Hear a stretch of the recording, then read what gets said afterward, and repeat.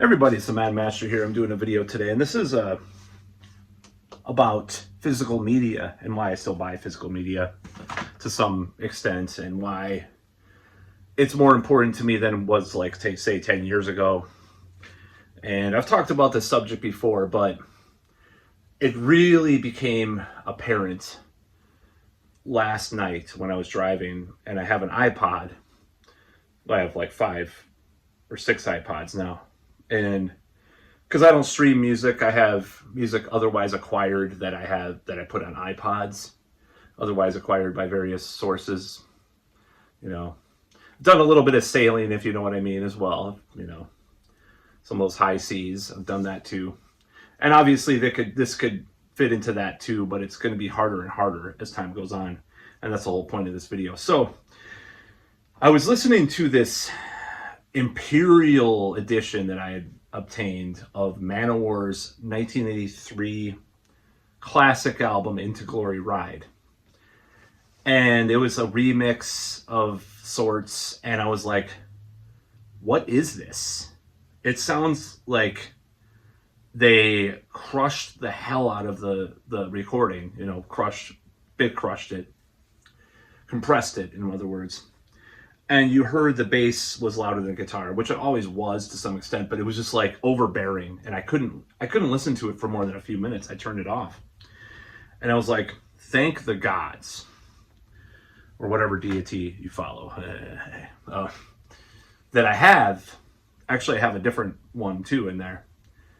The original mix on this early 2000s release of Into Glory Ride, which sounds fine. And when it really became apparent to me that this is really ridiculous, this has gotten out of hand, is when my good friends of many, many years, told me, he's like, well, I was listening to Megadeth's Rust in Peace on Spotify, and it's just a different album. I don't like it. It sounds weird. And I'm like, yeah, and he knew they remixed it. I'm like, yeah, that mix is weird. It sounds different. It doesn't sound the same. And I think the Megadeth remixes were a mixed bag, so to speak, pun unintended, because there were some, I think, at least Killing Is My Business. Well, I have both editions now, but it wasn't as bad, other than the These Boots cover was censored and stuff. But nevertheless, it was just, now that sounds dated too. Those remixes of Megadeth. I don't know if Dave Mustaine's actually re-released any of these things. So sometimes the only way, other than sailing a certain high seas, which I've done myself, and even that might become more rare, to get an original edition or original mix of an album, is to own physical media that is out of print. And the only band that's really addressed this issue, in my opinion, gallantly, might I add, is Blind Guardian. Because if you have these recent, I think there were it was 2018, okay. The 2018 editions of their classic albums, you'll notice something about it. It's kind of thick, huh? Well, it has the original and it has the remix as well. They're the only band that addressed this that I know of. So when you have this is just, I think it's insane. I think it's almost like this. When George Lucas used to, ironically, hypocritically later, obviously, he used to complain about colorizing old movies back in the 80s and early 90s. Then, of course, he messed with his own stuff later on. But he had a good point about this. It's like you're revising history, revising art. So that's why I do own a lot of physical media, in part is because I feel like having it's harder to find the originals. It's just like the whole thing with the censorship with books that was going on. I don't know if we're going through kind of a cultural shift right now. I don't know if this is going to continue. I bought, James and the Giant Peach because there was some censorship of it or something that was going to be slated to happen. And all these books, old books, Dr. Seuss or something, they were going to censor stuff. And I'm just like, okay, this is stupid. Turns out they only censored some of the ebooks or something like that for some of these books. But yeah, physical media is something that I'm not like a huge, like, I'm not like gonna say like, oh my god, like, I was raised with like this anti-materialistic kind of Eastern ethos. Oh, you shouldn't own too many things and possessions.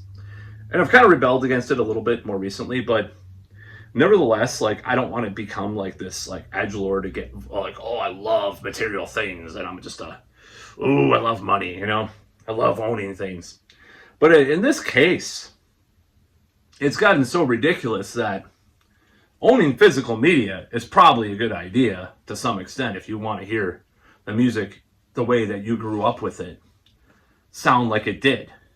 Because things got out of hand. The licensing stuff with Spotify, like, oh, this album's missing. Video games, like, for example, they'll pull a video game, you can't get it anymore, from your virtual, purchases, or movies they've done that with. I don't think you can find, it's hard. I mean, you can find like an old used copy, and I think that this is a couple months old, so this news, but the movie Cocoon from the 80s you couldn't get for a while. Like, you couldn't find it. You had to buy a DVD from like 20 years ago to watch it. Like, it's seriously a problem. So I think physical media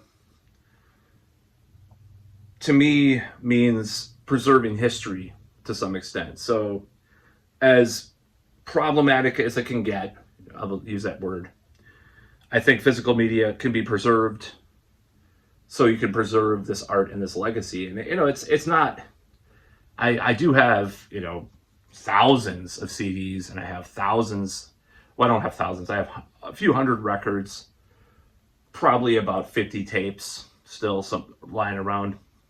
I don't know how good condition those are all packed away. Records aren't packed away; they're in varying condition. I have one from when I was a child too, like this space shuttle thing. It's pretty interesting. It's like there's a graphic on it and stuff. I think it was like one of the first space shuttle trips or something. This record, it's probably rare, some of my records and stuff. But yeah, I find physical media to be just something that I'm going to continue to acquire here and there. I'm not going to ever get rid of it because of just this terrible tendency of these bands and these record labels and these people just to totally trash their own legacy, including Manowar. I mean, this album is just, it means the world to me, this Intergalactic Ride. And when they just like remixed it and made these weird mixes of it, I'm just like, why mess with that type of history? It's always sounded great to me.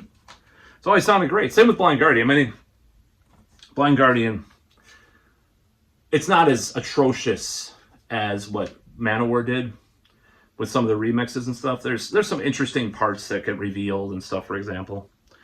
But nevertheless, there's nothing wrong with the original Follow the Blind. There's nothing wrong with Tales from the Twilight World. Well, Tales from the Twilight World a little dry, but there's nothing wrong with the original mixes. So I don't know what this tendency comes from. Like back in the 90s, what you had, and even the early 2000s, other than like maybe Iron Maiden. Iron Maiden went a little too far a couple times too. They didn't never remix anything outright, but they remastered like Somewhere in Time. Sounds kind of weird. So I actually bought both. I own like four or five copies of Somewhere in Time. I'm just being completely honest. I owe this one that has a little figurine in it. I have the original Capitol Records vinyl, which I originally owned, but some got lost or went somewhere when I was a kid. It was a cutout from Rose Records on State Street, by the way. I have the Capitol Records one. I have the more modern vinyl one too. And then I have the original Capitol CD and another reissue CD that I bought. And then I have the Castle Records with the extra CD. But that is actually a very illustrative point, is that back in the 90s or even the early 2000s, a lot of bands would reissue CDs, reissue albums on CD. They'd have a bonus disc, but they wouldn't mess with all the stuff. They wouldn't over compress it. They made it a little louder, sure. but they didn't make it like the Genesis 95, Genesis the band, 1995, I think it was 95, Reissues. Ozzy comes to mind. Ozzy's albums like Ultimate Sin, I bought that more recently, the CD version of that from 95, and like the Blizzard of Oz and Speak of the Devil and Diary of a Madman, all those from that period still sound really good. They're not super loud, but they're not super quiet either, like some of those really old CDs that you might hear, because they'll sound really flat. Like, I think Fighting the World by Manowar, like I had like the actual 87 edition, and it was a little soft. I have to crank it up. It still sounds great though, otherwise. Sometimes it sounds thin, some of those CDs from that era, but yeah, it's stupid. It's ridiculous. So that's a really good point in, collecting physical media, is that I still have the Manowar. And a friend might listen to Spotify or may have to search YouTube a little while to find the original mix of this, or maybe Joey DeMeo is like going copyright happy on YouTube, and you can't find the original mix, or you have to use the Sail the High Seas, which who knows what's going to happen with all that, I'm lucky to have found a lot of stuff from the high seas too. I'll just be honest, I've sailed, I've had my eye patch on and my, my hook hand. I've done it. A lot of them comes from a certain country that we're more involved with now than we were. A lot of these sites, a lot of these websites. So yeah, I've been lucky to find that, And then I'll hear something and I'll buy the album, like Bolt Thrower, for example. I just bought like a Bolt Thrower album, and I buy in all these albums and stuff. So I usually buy stuff even if I sail the high seas. Not always. There are bands I haven't done that with, and I still listen to them and stuff. But nevertheless, for the most part, I think I've made up for any kind of going to certain islands over the years, which everybody has done. Just even Trent Reznor's done it, by the way. If I remember, he uploaded one of his videos up onto a torrent site once. One of his infamous video closer,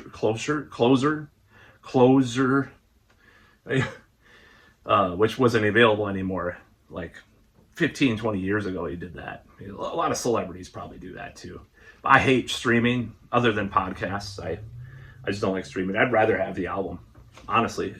9 times out of 10, if I can't afford it, of course, I'll do something else or even listen to it on YouTube. But like having the album is just a safe keep, So I'm not super. I don't want to be super materialistic, but it's like at the same time, it's like, well, people are complaining about some album being out of print, I have it, Like, what is this? Devil Doll. Very rare band now, this very underrated band from the late 80s, early 90s, of one of the early symphonic metal bands. Like The Girl Who Was Death, which is named after the Prisoner episode. How much was this? Oh, it was $7.49. Probably worth some money now. It's rare, Devil Doll, Or, I'm just picking random stuff out here while we're doing that. I don't know if people remember this band. This, in the D's, obviously. Dol Ahmad. It's Dokken. Sorry. Dol Ahmad. This kind of symphonic black metal, space metal band. I don't know if you remember that. This stuff, I have some really cool stuff. And the whole digital rot thing, I was worried about it for a while, but I have this Boredom's CD that I played from. I don't know if I bought it used back in the day. It's over 30 years old. It played fine. I have CDRs from 2002 that still play. So that's a little overhyped. Of course, being in the climate that I'm in is probably a little bit to my benefit, because it's usually like warmer, more humid climates that result in that. But yeah, there's CDs that I play that are really old. And I'll try this one out. This Doors. Where's the best, or Live Doors? I'm looking for that. I don't know. Yeah. So, anyways, that's just my rant about that. I just don't. I know people might laugh. Some people are, oh, why do you buy CDs? Why do you buy physical media? You Generation Xer, like this ex-girlfriend. She's like, yeah, you're really Generation X. You buy CDs. Should be doing that instead of criticizing me, maybe, with me. Okay. Anyways, that's about all.